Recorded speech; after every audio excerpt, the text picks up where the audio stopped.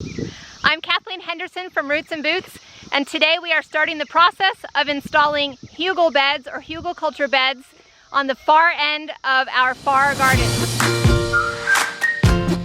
We're going to show you the whole process, and I'm going to explain why we're doing this.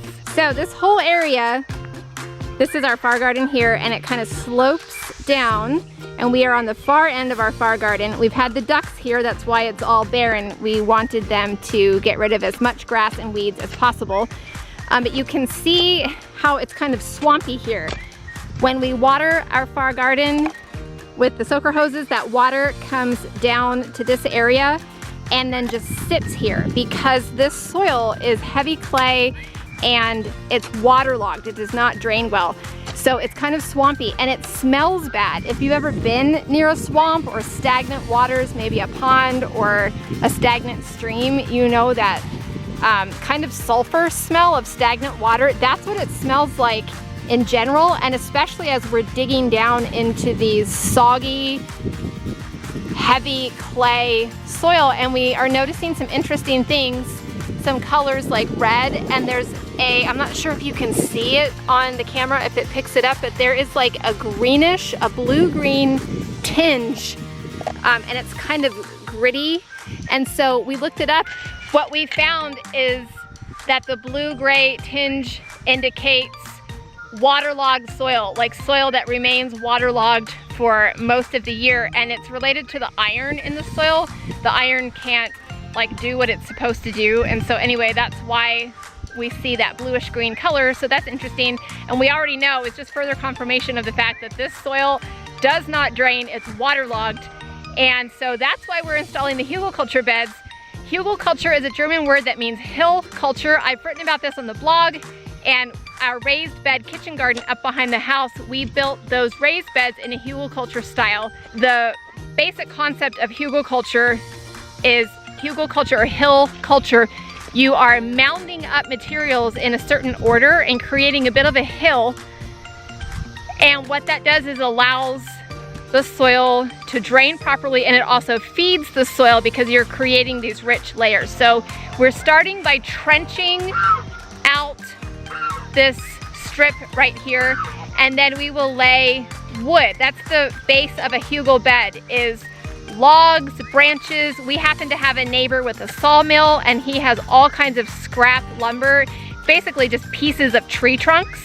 And so we are going to start with that base of wood, and then we will add more layers on top of that and mound it up. So we are creating a raised bed, and we are using biomass, organic materials that will help to feed the soil and help everything to drain properly. Greg is laying wood in the trenches now. This wood came from our neighbor who has a sawmill, and he allows us to raid his scrap wood pile anytime. So this is basically just pieces of tree trunks, and we're laying it in the bottom of the trench, and they will slowly decompose over time. And the way that you layer all these materials, it makes it act a little bit like a sponge. It will hold on to water and eventually break down to nourish and enrich the soil. So the base of the hugel bed is wood, logs, branches, pieces of wood like this. We've got all the wood filled in here, and now we're going to add some cardboard and some straw. On top of the wood, we added a bunch of cardboard and paper.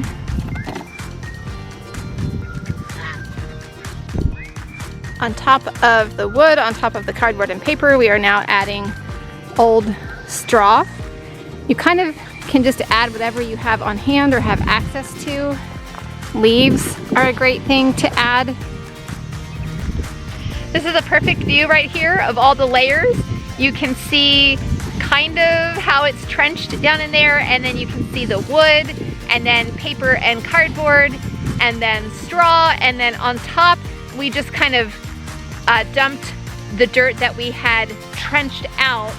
So it's like a mixture of clay, wood chip spillover from the far garden, and it was all pretty wet again because this is all waterlogged. And then Greg just went to a nearby horse farm where we get our free composted horse manure, which is like rich compost. That will be the top layer over all of this. And then I'm hoping I still have enough time to plant pumpkins. It's early June here in Northern Virginia, zone 7A.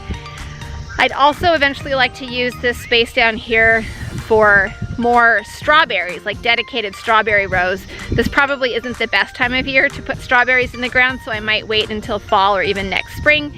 But I'm excited to have more growing space down here that actually drains properly. And now the last step is to add the composted horse manure on top.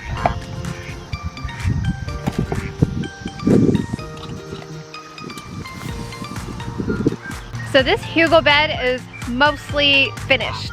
The next steps are to take down this perimeter fence at the end of the far garden here, and eventually we're gonna make a few more hugel beds all the way down kind of to where that grass starts getting tall again, and then the perimeter fence will include that entire area. And so I'm a little nervous. I'm not gonna plant in this bed until it's protected by a fence, because you can see right now the ducks, some of the ducks sometimes get out.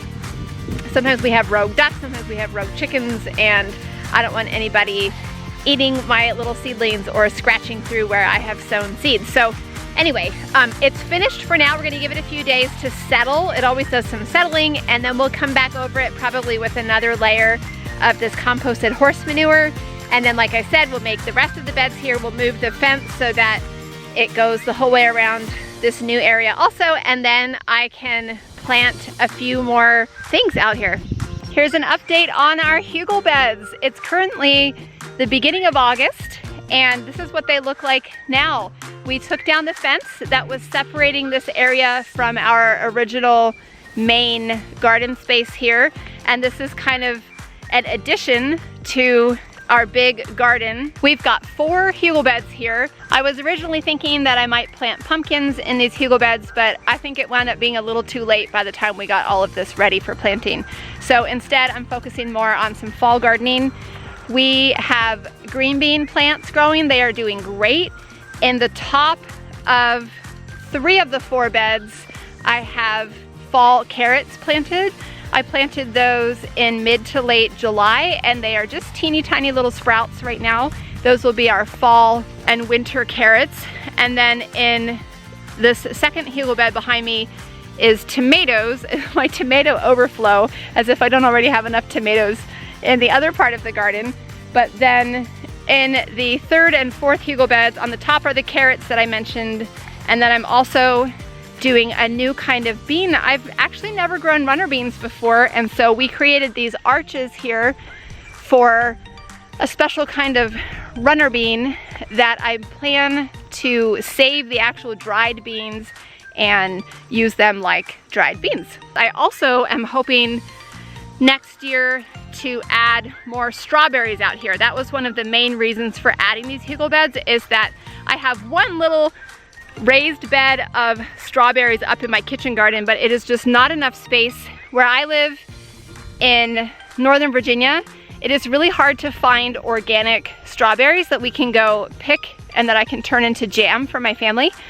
So I decided I'm gonna grow my own strawberries, so I know they haven't been sprayed with anything. I'm not gonna make strawberry jam until I have enough strawberries to do that. And our one little box of strawberries is delicious, but not gonna cut it. So I wanna grow a lot more strawberries, and this seemed like the perfect way to add in some strawberries out here in our far garden, our large in-ground veggie garden. So those are the hugel beds.